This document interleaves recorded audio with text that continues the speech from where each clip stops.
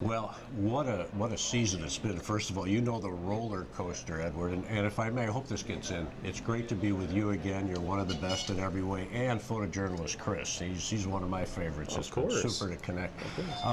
4-6. There's no chance. They're not making the playoffs for the first time in 8 years. Rodgers. Well, I think maybe we can run the table. Not, just kind of throwing it out there, And all of a sudden he goes bonkers, and the Packers to this point, they ran the table with 6 in a row, beat the Giants. He's played MVP football. I think Packers fans are optimistic. They understand the Cowboys are the top seed for a reason with 13 wins, the bye week, an incredible rookie tandem with Dak and Ezekiel, and only the third time in playoff history that two rookies, as you know, will start at QB and running back on the same team.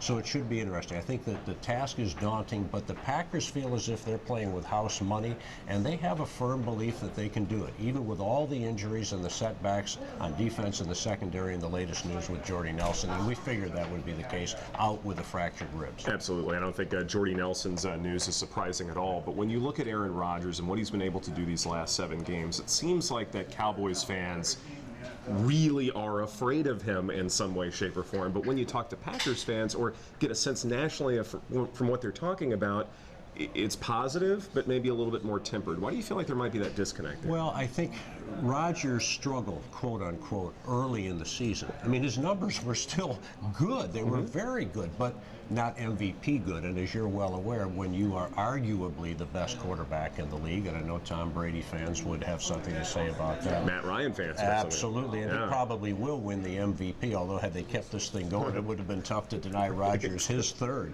But I think that's part of the reason that he was ordinary for him. It took a while to trust. He now has the trust of his receivers, but more than that, he trusts them to get open, extending plays behind an offensive line. I know the Cowboys are second. They're ranked 5th.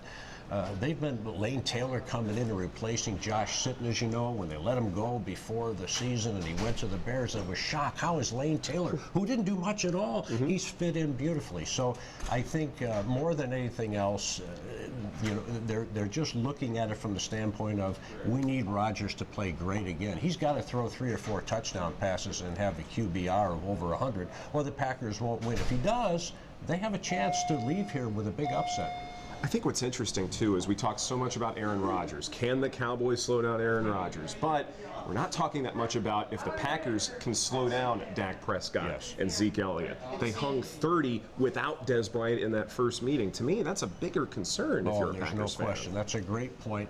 5 straight games for the Pack on the offensive side, putting up 30. But you're well aware of what the Cowboys like to do. They will just run the ball right down their throats with Zeke behind that massive offensive line. And we must point out that 2 of the guys, you know this, right, Edward? I have Wisconsin ties. Travis Frederick, the former Badger, arguably the best center in the league, and big Doug Free from Manitowoc.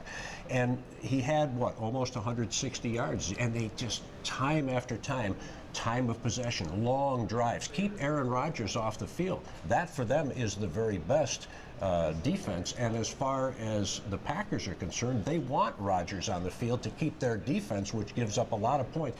That defense has to come up with turnovers as well to get the ball back in number 12's hands. Did you come to North Texas early because you feel like the Cowboys are going to win? You need to get away for a little bit just to say that out loud. At this stage, I'm just thankful to get away whenever they let me out of the studio. They don't trust me. You're going to get lost, that old fella, and never come back. But we're thankful to run into a couple of nice days of weather. It's been a little bit nasty back home, and I certainly, on behalf of Packer fans, they obviously would like to see this magical run continue because the window is starting to shorten with Aaron Rodgers at age 33 now.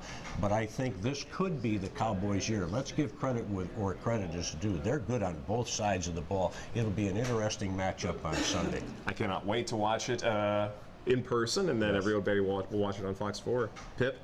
Always a pleasure. Great to be with you. Thank you so much. Best to everybody, Deuce, and the whole group.